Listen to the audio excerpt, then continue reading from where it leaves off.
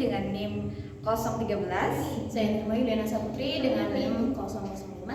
Saya Imelda Lelan Syafina dengan NIM 024. Nah, di sini kami membuat produk Pineapple Biodrink. Apa itu? Jadi Pineapple Biodrink itu adalah minuman probiotik yang dibuat dari nanas dan juga kolang-kaling. Untuk cara pembuatannya dan hasil akhirnya, mari kita simak. Check it out.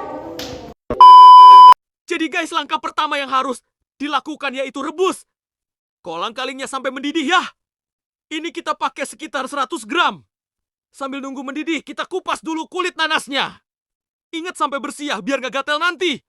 Oh iya, ini kita udah steril semua ya, jadi gak pakai sarung tangan. Oke guys, kolang-kalingnya udah mendidih nih. Langsung kita tiriskan aja dulu ya. Lalu, kolang-kaling yang udah ditiriskan sekarang kita masukin ke wadah kaca steril ya.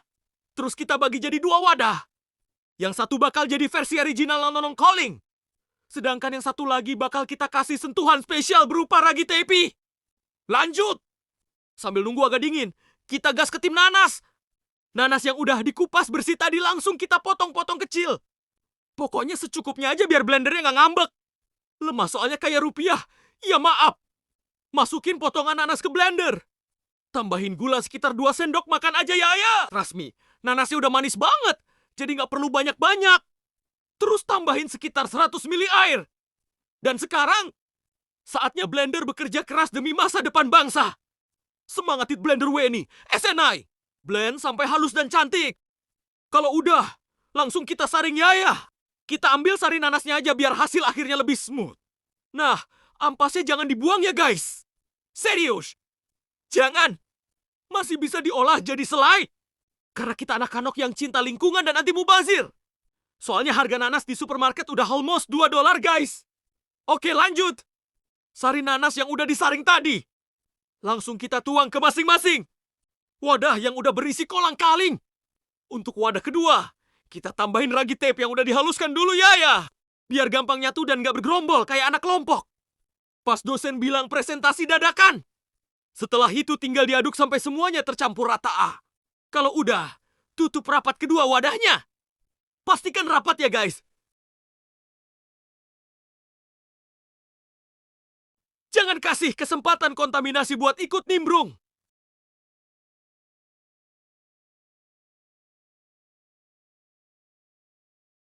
Terus simpan di tempat yang aman, teduh, dan jangan kena sinar matahari langsung. Terus kita tunggu deh selama 72 jam. A few moments later. Oke guys, jadi ini adalah penjelasan mengenai minuman Pineapple Biodrink itu ya. Jadi Pineapple Biodrink ini adalah minuman fermentasi berbahan nanas dan kolang-kaling yang memanfaatkan Saccharomyces cerevisiae untuk mengubah gula menjadi CO2, etanol, dan senyawa aroma. Nah, pada hari pertama ini itu mulai terbentuk gelembung gas sebagai tanda awal fermentasi, dan di hari kedua itu mulai terjadi peningkatan kekeruhan akibat pertumbuhan mikroorganisme. Dan yang terakhir di hari ketiga itu terjadi akumulasi CO2 serta aroma fermentasi yang semakin khas. Fermentasi dengan ragi itu berlangsung lebih cepat dan lebih aktif dibandingkan yang tanpa ragi. Selain itu, terjadi juga penurunan kadar gula dan pH serta peningkatan senyawa bioaktif. Nah, kolang-kaling ini berperan sebagai sumber serat dan mineral yang meningkatkan nilai fungsional produk. Secara keseluruhan, penggunaan ragi ini menghasilkan fermentasi yang lebih optimal, terkontrol, dan konsisten. Nah, ini bisa dilihat pada gambar yang ketiga tersebut. Nah, yang selanjutnya ini pada gambar keempat, ini adalah gambar saat fermentasi atau selama fermentasi. Jadi gula dari nanas itu diubah oleh Saccharomyces cerevisiae menjadi CO2, etanol, dan senyawa aroma, sehingga terjadi perubahan rasa, aroma, tekstur, serta peningkatan senyawa bioaktif dan aktivitas antioksidan.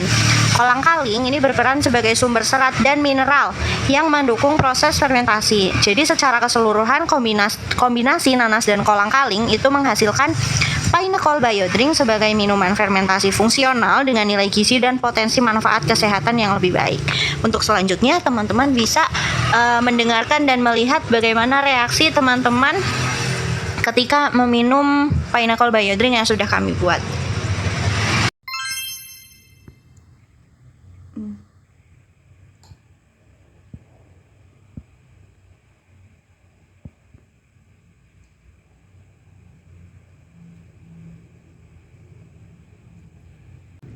Untuk yang tanpa ragi itu rasanya kayak ada soda-sodanya.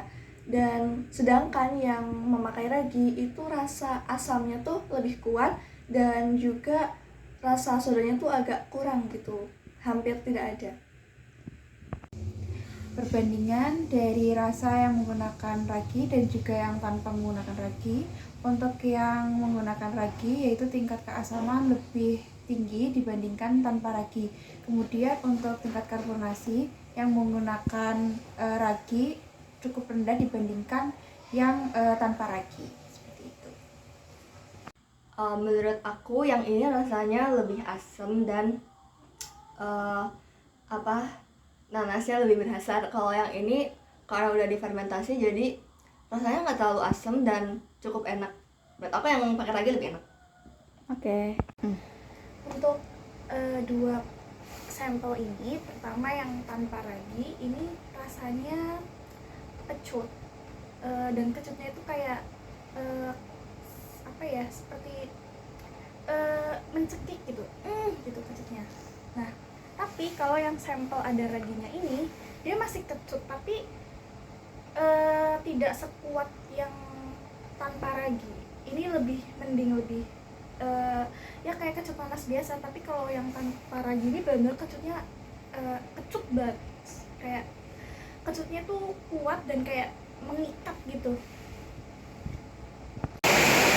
Untuk yang tanpa ragi itu rasanya untuk first taste-nya itu asam dari nanasnya kerasa, dan after taste-nya itu setelah agak lama itu agak pahit rasanya. Nah, perbedaannya dengan yang menggunakan ragi, rasa yang menggunakan ragi itu after taste-nya sedikit lebih agak sedikit di tenggorokan tuh ada rasa-rasa mint gitu, nyegrak pokoknya kerasa lebih kuat di tenggorokan kalau yang menggunakan ragi, dan rasanya lebih asam yang menggunakan ragi ya. Ini yang tanpa ragi.